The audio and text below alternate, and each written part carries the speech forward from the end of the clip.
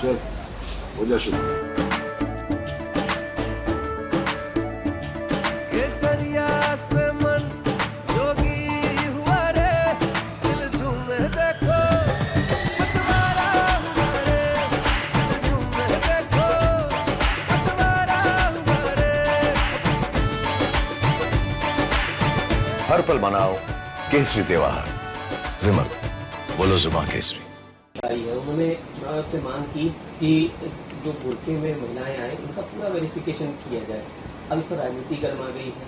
असदुद्दीन ओवैसी भी इस मामले में आ गए हैं। वो कह रहे हैं कि बीजेपी जो है वो मुस्लिम महिलाओं को निशाना बनाने के लिए खास तरीके की मांग करे, जबकि पहले से रूल्स एंड रेगुलेशन है उसको लेकर। पूरे मामले पर आपकी प्रतिक्रिया जानना चाहेंगे सर। ये जिस समय ऐसा तय हुआ था कि वोटर लिस्ट में वोटर का फोटोग्राफ होगा, तब 2010 में ये मामला सुप्रीम कोर्ट में गया और वहां के पेटिशनर ने कहा कि मुस्लिम महिलाओं को अपना बुर्का उठा करके फोटो खिंचवाने की बाध्यता नहीं होनी चाहिए।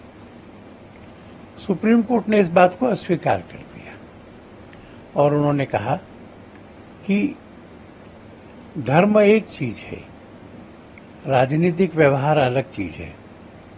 ये कैसे सुनिश्चित करेंगे कि वोटर कौन है? और इसलिए ये नियम कि वोटर आइडेंटिटी कार्ड पर चेहरा दिखाने वाला फोटो होना चाहिए, इसकी चुनौती को सुप्रीम कोर्ट ने अस्वीकार कर दिया। हम सब लोग ये मानते हैं कि चुनाव ईमानदारी से होना चाहिए और इसके लिए प्रत्येक व्यक्ति जो वोट देने आता है वह वही मतदाता है जिसका वोट वो दे रहा है। यह आवश्यक है।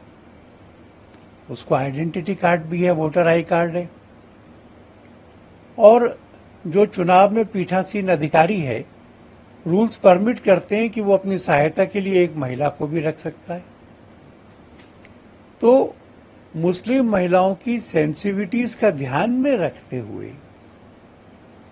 पर आइडेंटिटी सुनिश्चित करते हुए जाली मतदान नहीं हो, लड़के और दूसरे लोग बुर्का पहन करके महिलाओं का वोट देने ना आए, इसके लिए सावधानी जरूरी है। मामला सुप्रीम कोर्ट में निर्णित हो चुका है, कानून में निर्णित हो चुका है, इसलिए इस पर संदेह करना ये उचित नहीं होगा। 2010 से अजमल खान के केस में यही नियम चल रहा है और ये तो नहीं कहा गया है कि उसका चेहरा हटा, उसका नकाब हटा करके सबको उसका चेहरा दिखाया जाए। केवल मिलान हो जाए, संतुष्टि हो जाए, उतने भर का ध्यान, उनकी गरिमा का ध्यान रखते हुए जरूरी है। और मैं मानता हूं कि जो लोगों ने ये कहा है कि इसका ध्यान रखा जाए वह ठीक है। ओवैसी जी की जो आपत्ति है वो गलत है। Sir, your reaction on same issue in English. Well, the question whether the Muslim women should be asked to show their face to establish their identity at the polling is not new.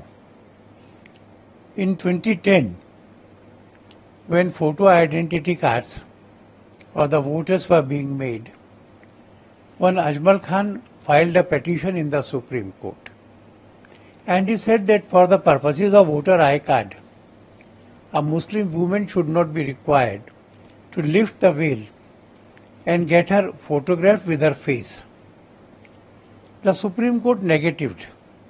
It did not agree with him and said that the faith is different thing, purity of elections is different. So if a voter wishes to vote, if a voter wishes to enroll him or herself as a voter, then it is necessary that his photo be taken with his face on it. All that has been asked is that a burqa-clad woman, the presiding officer shall ensure that she is the one who is voting and is entered in the voters list. And for that purpose, she can show her face to a woman at the polling booth. I do not agree with the objection of Owaisi. It is legally wrong, and in a democracy, for the purity of it, indefensible.